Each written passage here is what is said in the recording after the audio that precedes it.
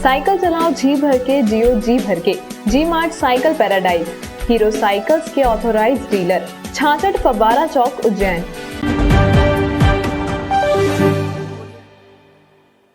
नमस्कार, जय श्री महाकाल। न्यूज माल के बुलेटिन्स में आप सभी दर्शकों का एक बार फिर से स्वागत है। आइए नजर डालते हैं आज के कुछ खास बुलेटिन्स पर।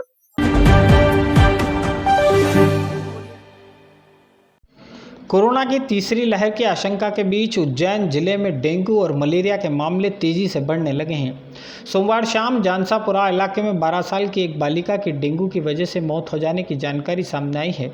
इस बालिका को इंदौर के एक निजी अस्पताल में भर्ती किया गया था।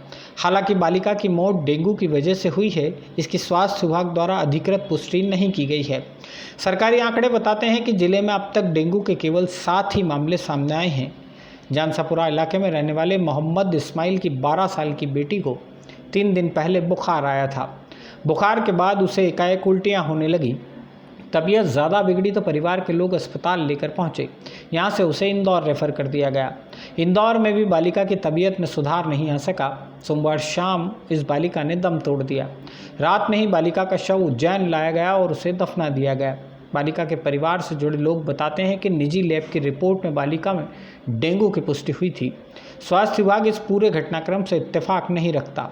जिला मलेरिया अधिकारी डॉक्टर S.K. अखंड का कहना है कि निजी लैब की रिपोर्ट की जानकारी हमारे यहाँ दर्ज नहीं होती। मलेरिया या डेंगू के केवल उन्हीं मामलों की जानकारी जिला मलेरिया उन्मूलन कार्यालय पर पहुँचती है जिनके टेस्ट चरक भवन के लैब में होते हैं। उज्जैन जिले में अगस्त महीने के अंत में डेंगू के कुल 7 केस रिपोर्ट हुए हैं। इनमें भी 6 केस उज्जैन शहर के हैं। शहर में जिन 6 मरीजों में डेंगू होने की पुष्टि हुई है, उनके घरों के आसपास लार्वा नष्टीकरण की कार्रवाई की गई।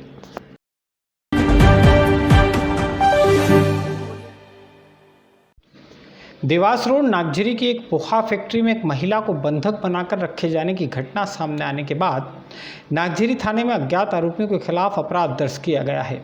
महिला के परिजनों का आरोप है कि पुलिस ने शुरुआत में कार्रवाई करने के बजाय राजीनामा करने के लिए दबाव बनाया। घटना नागझरी में श्यामलाल बाबूलाल बिंदल फर्म की पोहा फैक्ट्री की है। महिला पिछले 11 साल से परिवार के साथ इसी फैक्ट्री के परिसर में रहा करती थी। कुछ वक्त पहले उसके पति का निधन हो चुका है।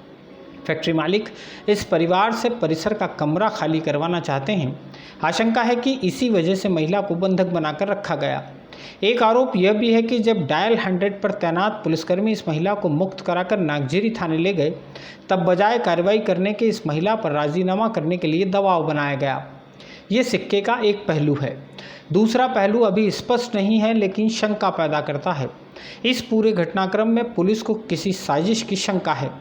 बहरहाल महिला की रिपोर्ट पर पुलिस ने अज्ञात आरोपियों के खिलाफ अपराध दर्ज किया है। तो शाम का घटनाक्रम सामने आया है और जिसमें डायल 100 में एक इवेंट आया था। उस इवेंट में हमारी पुलिस पार्टी गई थी और उसके बाद उसको जब लाया, उसके बयानों के आधार पर उस पर एक प्रकरण पंजीबद्ध किया गया है। महिला अभी ऐसा बता रही कि जो व्यक्ति है उसको पहचानती नहीं है। हम उस पूरे प्रकरण की तहकीकात कर रहे हैं। इन्वेस्टिगेशन में जो तथ्य होंगे सामने आएंगे और जल्दी ही उसमें पूरी परिस्थितियाँ स्पष्ट हो जाएंगी।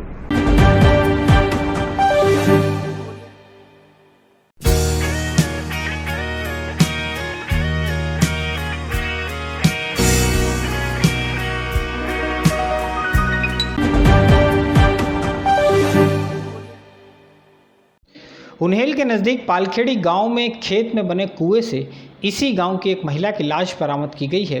पुलिस को आशंका है कि यह आत्महत्या का मामला हो सकता है। पालखेड़ी गांव में रहने वाली 28 साल की महिला पूजापति भगवान आंजना सोमवार सुबह अपने घर से खेत पर जाने के लिए निकली थी।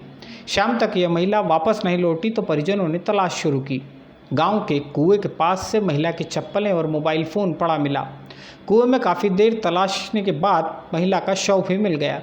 उन्हेल पुलिस ने यह मामला जांच में लिया है। ये दिनांक 5/9/2021 की घटना है। शाम की ग्राम पानखड़ी में पूजापति भगवान सिंह ये कुएं पे काम करने गई थी, चारा वगैरह काटने। तो कहीं इनका कुआ है, उसके अंदर सीढ़ियाँ लगी उतरी होगी, पाँव फिसलने से हो सकता है इसके डूबने से।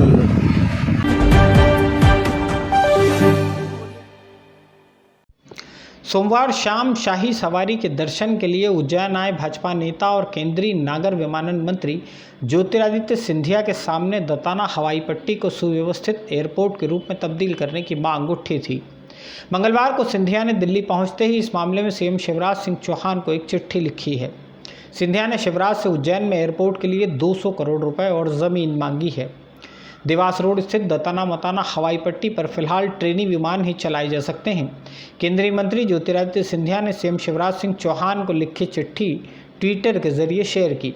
उन्होंने लिखा है कि उज्जैन में ATR 72 और एयरबस 320 विमान के परिचालन के लिए फेज़ 1 और फेज़ 2 में लगभग 460 एकड़ ज़मीन की आवश्यकता है।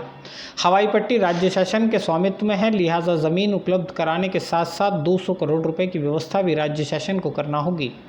सिंधिया ने अपनी चिट्ठी में यह भी लिखा है कि उज्जैन देवास राजमार्ग और उसके पूर्व में सड़क का डायवर्शन भी ज़रूरी है।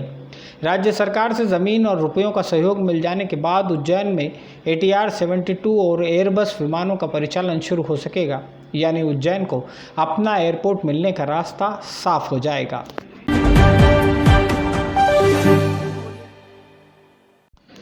नानाखेड़ा स्टेडियम पर प्रस्तावित सिंथेटिक एथलेटिक्स ट्रैक के निर्माण के लिए बुधवार को भूमि पूजन होगा। खेल मंत्री यशोधरा राजे सिंधिया इसका भूमि पूजन करेंगी। राज्य सरकार ने नानाखेड़ा में स्टेडियम पर सिंथेटिक ट्रैक के निर्माण के लिए 7 करोड़ 20 लाख रुपए स्वीकृत किए हैं। इस काम का वर्क ऑर्डर भी जारी हो चुका है और ठेकेदार यहां काम भी शुरू कर चुका है। सिंथेटिक ट्रैक के भूमि पूजन की औपचारिकता अगस्त महीने में किसी वजह से टल गई थी, इसे अब पूरा किया जा रहा है। मध्य प्रदेश में अब तक केवल भोपाल में ही अंतर्राष्ट्रीय स्तर का सिंथेटिक एथलेटिक्स ट्रैक है। बुधवार शाम 5 बजे यशोधरा राजे सिंधिया नानाखेड़ा स्टेडियम पर भूमि पूजन करेंगी। इसके अलावा अगले सप्ताह उज्जैन में उद्योग मंत्री ओम प्रकाश सकलेचा 25 करोड़ रुपए की लागत से बनने वाले 2 रोड का भूमि पूजन करने आएंगे। इसी सितंबर महीने में उज्जैन देवास 4 लेन का भूमि पूजन करने केंद्रीय मंत्री नितिन गडकरी के भी उज्जैन आने की संभावना है। देखिए, हर हफ्ते हमने कोशिश की कि उज्जैन के विकास का कारवां लगातार चलता जाए। यहाँ स्वर्गीय राजमाता सिंधिया स्टेडियम का हमारा अपना जो अंतर्राष्ट्रीय स्तर का ट्रैक बनने वाला है, जिसमें सिंथेटिक ट्रैक के आधार पर यहाँ एथलेटिक्स के बच्चों के लिए भोपाल के बाद वो सुविधा मिलेगी। इसके संबंध में खेल मंत्री यशोधरा जी सिंधिया 8 तारीख को यहाँ इसका भूमि पूजन करने वाली है। मैं उम्मीद कर रहा हूँ इसके तुरंत बाद अगले सप्ताह में हमारे पास उद्योग मंत्री माननीय ओम जी सकलेचा लगभग 25 करोड़ के 2 अलग अलग निर्माण कार्यों का, दोनों रोडों का भूमि पूजन भी करने वाले हैं।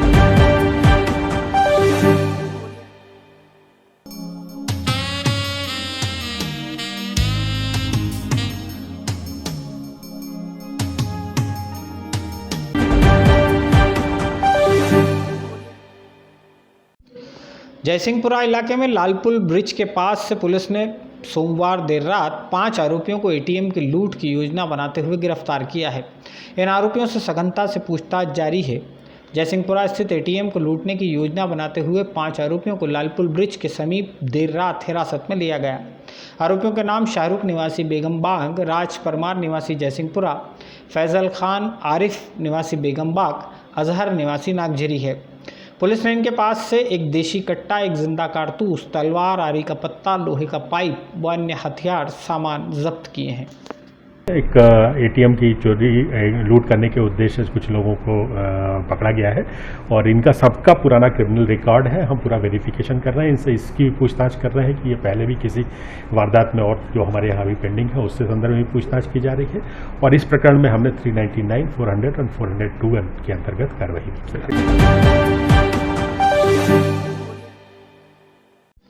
संपत्ति कर और जलकर की वसूली के लिए माहौल बनाने के उद्देश्य से नगर निगम द्वारा मंगलवार सुबह वाहन रैली निकाली गई। यह रैली कोठी पैलेस से शुरू होकर शहर के विभिन्न स्थानों तक पहुंची। 11 सितंबर को आयोजित होने वाली लोक अदालत में ज़्यादा से ज़्यादा राजस्व हासिल हो सके, इसके प्रचार के रूप में इस रैली का आयोजन किया गया। 11 सितंबर को होने वाली नेशनल लोक अदालत से पहले अग्रिम संपत्ति कर जमा कराने पर नगर निगम ने 4% विशेष छूट देने का फैसला किया है। लोक अदालत में संपत्ति कर और जलकर जमा करने पर अधिभार में निर्धारित विशेष छूट का लाभ भी दिया जाना है। और इसमें जो विभिन्न लोग हैं, जो टैक्स पेयर्स हैं नगर निगम के, उनके द्वारा जो कुछ बकाया है उस पर काफ़ी सारी छूट भी दी जा रही है और किसी भी जो विकास होता है शहर के लिए, उसके लिए आवश्यक होता है कि जो निगम है उसके पास पर्याप्त टैक्स की वसूली हो ताकि विकास कार्य किए जा सके। शास्त्रीय गायन के क्षेत्र में उज्जैन के ख्यात कलाकार योगेश देवले का मंगलवार सुबह निधन हो गया है। गायन के क्षेत्र में योगेश देवले की देश भर में ख्याति रही है। मंगलवार सुबह हृदयाघात के कारण शास्त्रीय गायक योगेश देवले का निधन हुआ। वे माधव संगीत महाविद्यालय में अतिथि विद्वान रहे हैं। कुछ साल पहले उन्होंने अपनी सेवाएं महर्षि पाणिनि संस्कृत एवं वैदिक विश्वविद्यालय में भी दी थी। स्वर्गीय देवले ने अखिल भारतीय कालिदास समारोह, महाकालेश्वर मंदिर समिति के श्रावण महोत्सव सहित देश भर के कई मंचों को अपनी गायकी से सुशोभित किया। नए कलाकारों को प्रोत्साहित करने के लिए योगेश देवले कुछ वर्षों से अपनी संस्था स्वराभिषेक और पूर्वांगिनी के माध्यम से कालिदास संगीत समारोह, जितेंद्र अभिषेकी समारोह किया करते थे। उनके निधन से संगीत प्रेमियों में शोक की लहर है। शहर के कई कलाकारों ने योगेश देवले को श्रद्धांजलि अर्पित की।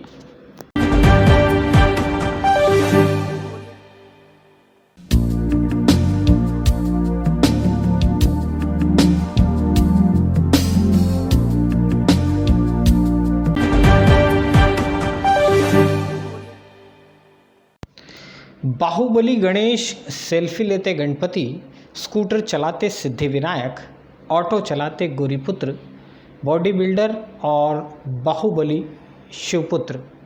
प्रथम पूज्य की छवि पर अब आधुनिकता हावी होने लगी है। ऐसी प्रतिमाओं का चयन कर क्या हम अपने ही आराध्य का अपमान कर रहे हैं? इंदिरानगर युवा विकास समिति के अध्यक्ष और संस्कृति एवं कला प्रकोष्ठ के नगर जिला सह संयोजक मंगेश श्रीवास्तव इस तरह के चलन का विरोध करते हैं। मंगेश श्रीवास्तव ने सनातन धर्म के नागरिकों से अपील की है कि गणेश चतुर्थी पर श्री गणपति की वही प्रतिमाएं अपने घर लाएं जिनमें गणेश जी मूल स्वरूप में हो, रिद्धि सिद्धि विराजमान हो। बाहुबली गणेश, सेल्फी लेते गणेश, स्कूटर चलाते गणेश, ऑटो चलाते गणेश, बॉडी बिल्डर और फ़ोन चलाते हुए गणपति की प्रतिमाओं का चयन नहीं करें। उन्होंने कहा कि हम अपनी परंपरा के अनुरूप पौराणिक स्वरूप वाले गणेश जी की मूर्ति ही अपने घर ले जाएं। साथ ही ध्यान रखें कि गणेश जी की प्रतिमा मिट्टी से बनी हो।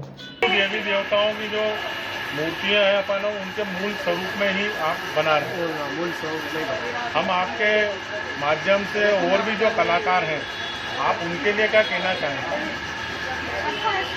सभी को ऐसे बनाना चाहिए, ऐसे ही काम करना चाहिए और ऐसे सेल्फी लेते हुए गाड़ी चलाने वाले ऐसे गणेश जी बिल्कुल नहीं बनना चाहिए। ये अपने हिंदू और देवी देवताओं के लिए बहुत बोलते ना वो कि मतलब बेकार काम है। ऐसी शोभा भी नहीं देती अपने हिंदुओं को ही।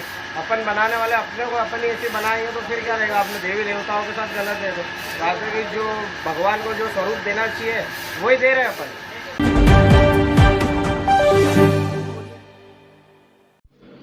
वसंत विहार कॉलोनी के जियो मार्ट के गोदाम में सोमवार मंगलवार की दरमियानी रात करीब 8 लाख रुपए की चोरी हो गई है।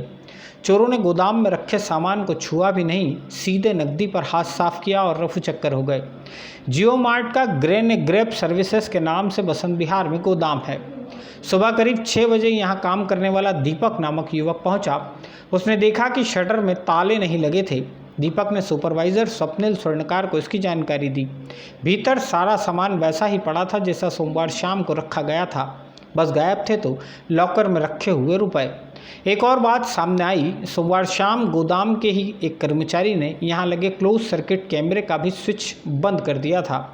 गोदाम में रखा लॉकर भी डिजिटल है, लेकिन डिजिटल लॉक भी खराब पड़ा है। बहरहाल नानाखेड़ा पुलिस ने यह मामला जांच में लिया है। आज के बुलेटिन में फिलहाल इतना ही। अगला अंक में फिर होगी मुलाकात नए बुलेटिन के साथ। तब तक के लिए जय श्री महाकाल।